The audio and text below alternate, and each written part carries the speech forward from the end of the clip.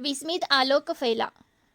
भिक्षुओं, जब बोधिसत्व माँ के गर्भ से बाहर आते हैं उसी क्षण देव मार और ब्रह्म सहित श्रवण ब्राह्मण सहित इस लोक में देवताओं के दिव्य तेज से भी बढ़कर अप्रमाण आलोक फैलता है। भिक्षुओं, जो लोकांतरिक नरक है, जहाँ असमित रूप से घना अंधकार है, जहाँ निरंतर अंधकार की घोर कालिमा छाई रहती है, जहाँ महारुद्धि महाबलशाली सूरज और चांद का प्रकाश भी नहीं पहुँचता, ऐसे लोकांतरिक नरक में भी देवताओं के देव तेज से भी बढ़कर अप्रमाण आलोक फैलता है। यह भी एक धर्मता है। सबसे पहले पुत्र को देवताओं ने लिया। भिक्षुओं, जब बोधिसत्व माँ के गर्भ से बाहर आते हैं तो उन्हें सबसे पहले देवता अपने हाथों में लेते हैं, मनुष्य बाद में लेते हैं। यह भी एक धर्मता है। भिक्षुओं, जब बोधिसत्व माँ के गर्भ से बाहर आते हैं तब बोधिसत्व का पैर पृथ्वी से स्पर्श होने से पहले ही 4 महान देवता उन्हें अपने हाथों में लेते हैं। इस तरह लेकर माँ के सामने रख कर देवी आप प्रसन्न हो जाइए, आपको बड़ा ही भाग्यशाली पुत्र प्रसन्न हुआ है, ऐसा कहते हैं। यह भी एक धर्मता है। सिंहनाद करने वाला विस्मित बालक। भिक्षुओं, बोधिसत्व जन्म लेते ही धरती पर अपने दोनों पैर बराबर रखते हुए खड़े हो गए।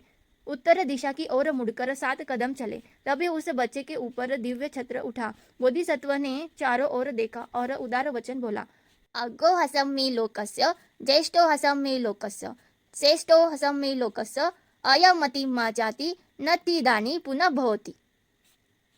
इस लोक में अग्र में ही हूँ, इस लोक में ज्येष्ठ में ही हूँ, इस लोक में श्रेष्ठ में ही हूँ। यह मेरा अंतिम जन्म है, अब मेरा पुनर्जन्म नहीं होगा।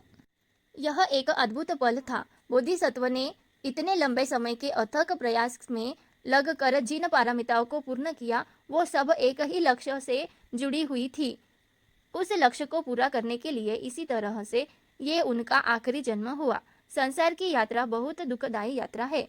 चाहे हम कितनी भी सावधानी से जाने की सोचे, पर जो सोचते हैं वो नहीं होता तथा जो नहीं सोचते हैं वही होता है। यह इतना ही एक कठिन यात्रा है। अपने जीवन को पूर्ण रूप से समर्पित कर बोधिसत्व पारमिताओं को पूर्ण किए।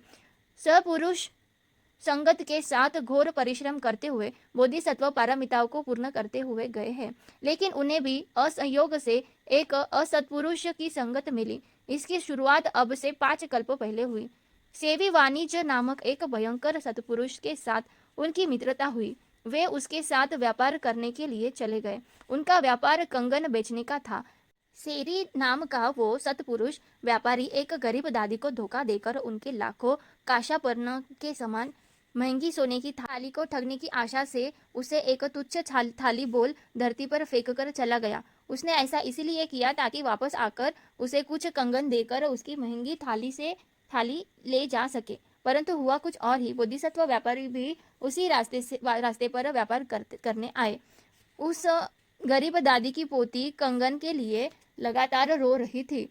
गरीब दादी ने उस व्यापारी को अपने पास बुलाया और उस थाली के बदले में एक कंगन मांगा। थाली हाथ में लेकर बोधिसत्व ने उसकी जांच की। उन्हें समझ में आ गया कि यह थाली लाखों काशापर्ण की तरह मूल्यवान है। उसने दादी से कहा, इतने महंगे थाली का धन तो मेरे पास भी नहीं है। गरीब दादी ने फिर भी सोने की थाली जबरदस्ती उस ईमानदार आदमी को दे दी। वह भी उस थाली के बदले अपना सारा सामान देकर चला गया। उधर वह सत्पुरुष व्यापारी वापस उस घर में लौटा। जो थाली वह छोड़कर गया था उसके बदले में दादी को कुछ कंगन देने के लिए बोला, लेकिन दादी उसे डांटते हुए कहने लगी, अरे चोर, तूने बहुत गलत किया। लाखों की कीमत वाले सोने की थाली को एक कंगन के भी लायक नहीं है, बोलो उसे पटक कर चला गया।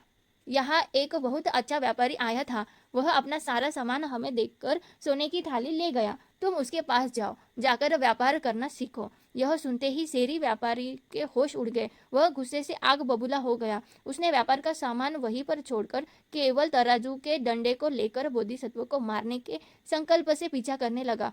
तब तक वह सत्पुरुष महापुरुष नदी पार करने के लिए नाव पर बैठ बहुत दूर जा चुका था। सेरी सत्पुरुष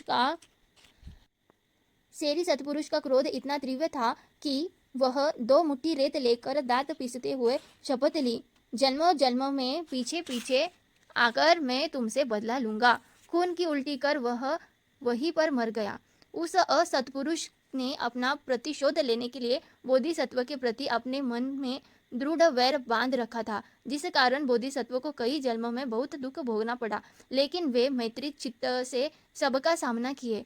असत्पुरुष संगत के खतरे को अच्छी तरह से जानने वाले भगवान बुद्ध ने उसके बारे में यह बताया, भिक्षुओं, जितने भी भय उत्पन्न होते हैं वो असत्पुरुष मूर्खों से ही उत्पन्न होते हैं, ज्ञानी सत्पुरुषों से नहीं। जितना भी खतरा पैदा होता है वो असत्पुरुष मूर्खों से ही पैदा होता है, ज्ञानी सत्पुरुषों से नहीं। जितने भी संकट उत्पन्न होते हैं वो असत्पुरुष मूर्खों से ही उत्पन्न होते हैं, ज्ञानी सत्पुरुष से नहीं। भिक्षु, जो बांस या घास फूस में बनाई हुई कोई झोपड़ी हो और उसमें आग लग जाए, वो झोपड़ी चाहे कितनी भी अच्छी तरह से लेप पोत कर दरवाजा खिड़की लगाकर बनाई हुई क्यों ना हो, लेकिन आग उस झोपड़ी को संपूर्ण रूप से जला डालती है। वैसे ही भिक्षुओं, जितने भी भय उत्पन्न होते हैं वो असत्पुरुष मूर्खों से ही उत्पन्न होते हैं, ज्ञानी सत्पुरुष से नहीं। जितना भी खतरा पैदा होता है वो असत्पुरुष मूर्खों से ही पैदा होता है, ज्ञानी सत्पुरुष से नहीं। जितने भी संकट उत्पन्न होते हैं वो असत्पुरुष मूर्खों से ही उत्पन्न होते हैं, ज्ञानी सत्पुरुष से नहीं। एक पल के लिए भी असत्पुरुष की संगत बहुत खतरनाक होती है। बोधिसत्व को पारमिता पूर्ण करते समय उस असत्पुरुष ने हमेशा भय ही दिया, खतरा ही पहुंचाया, संकट ही पैदा किया। इतने दुख से बोधिसत्व पारमिता पूर्ण कर शाक्य वंश में जन्म लिए। उसी समय शाक्य वंश में ही राजा सुप्रबुद्ध शाक्य के बड़े बेटे के रूप में राजकुमारी यशोधरा का एक लौते भाई के रूप में उसने जन्म लिया। वो देवदत्त था। इस बीते हुए अंतकल्प में देव ब्रह्म लंबे समय से विस्मित धर्म बताने वाले जिस सत्पुरुष का इंतजार कर रहे थे वह महासत्पुरुष जन्म लेने के साथ ही 7 कदम चलकर जिस तरह से अपने जीवन के बारे में संक्षेप रूप से बताया, क्या यह अद्भुत नहीं?